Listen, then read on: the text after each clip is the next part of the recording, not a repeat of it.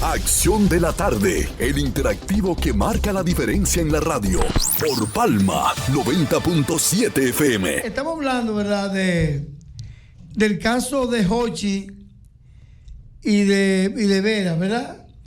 Del caso del Intran, que se toca el tema por el asunto, ¿verdad?, de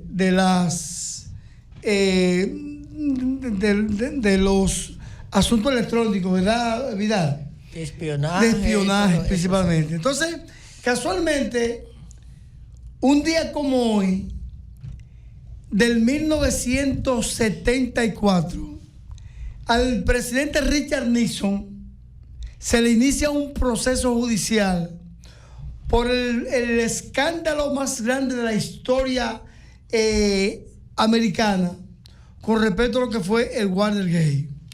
El Watergate fue un acto de espionaje en las instalaciones de los edificios del Partido Republicano, el Partido Demócrata. En Washington, donde un equipo preparado, porque posteriormente se demostró por Richard Nixon, fueron a instalar cámaras espionaje en ese edificio del partido contrario.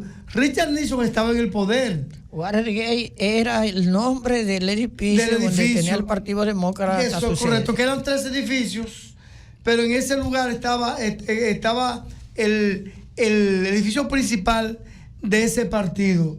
Entonces, 5 personas, 3 cubanos, un norteamericano cubano y un norteamericano fueron a ese edificio a instalar esos espionajes, esos actos de espionaje. El conserje del edificio lo vio sospechoso y llamó a las autoridades. Cuando las autoridades llegaron, apresaron a esas personas y en las investigaciones que se hicieron se demostró 2 periodistas arguciosos, inteligentes, sagaz e independientes del Washington Post lograron, ¿verdad?, llegar a la conclusión de que era un acto de espionaje hecho por el Partido Demócrata contra el Partido Republicano. ¿Qué pasa? Que el mentor fundamental de ese acto fue el presidente Richard Nixon, que ya había sido reelegido presidente. Él comenzó la presidencia en 1969 y en el 1972 reelecto. Pero en el 1974 tiene que renunciar producto de eso. Ahora, ¿qué pasa? Mira, ¿qué gracia tuvo Richard Nixon?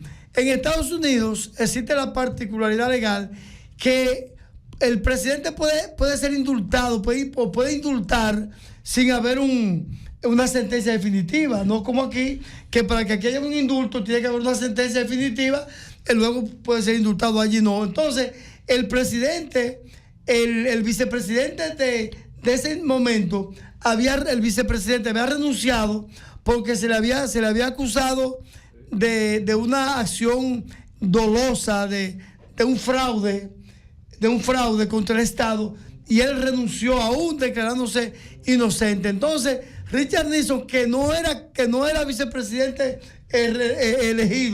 electo, pasó a ocupar la vicepresidencia porque Nixon lo nombró. Y casualmente ese vicepresidente Gerald Ford le dio indultó a Richard Nixon, y por eso Nixon no fue a la cárcel. Es interesante conocer esa historia porque casualmente estamos en boga ahora en el país con el asunto del DNI, del espionaje, esos 2 casos del Intran que están en movimiento, y el caso de Richard Nixon tienen algunas cosas, algunas membranas de similitud, muchachos.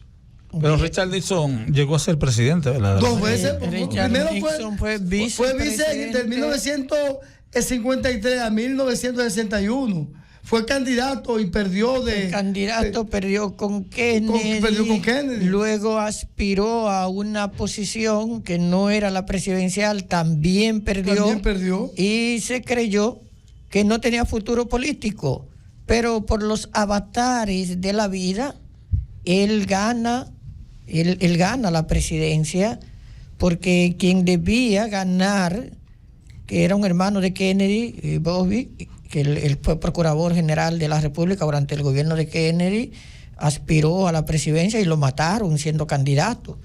Entonces ganó el Partido Republicano y a él lo reeligen para un segundo mandato, y en el segundo mandato entonces se descubre cómo se manipuló, cómo se infiltró gentes para conocer las estrategias, las tácticas, para robar documentos de lo que era el partido competidor. Y en una democracia eso no debe suceder, no debe ocurrir.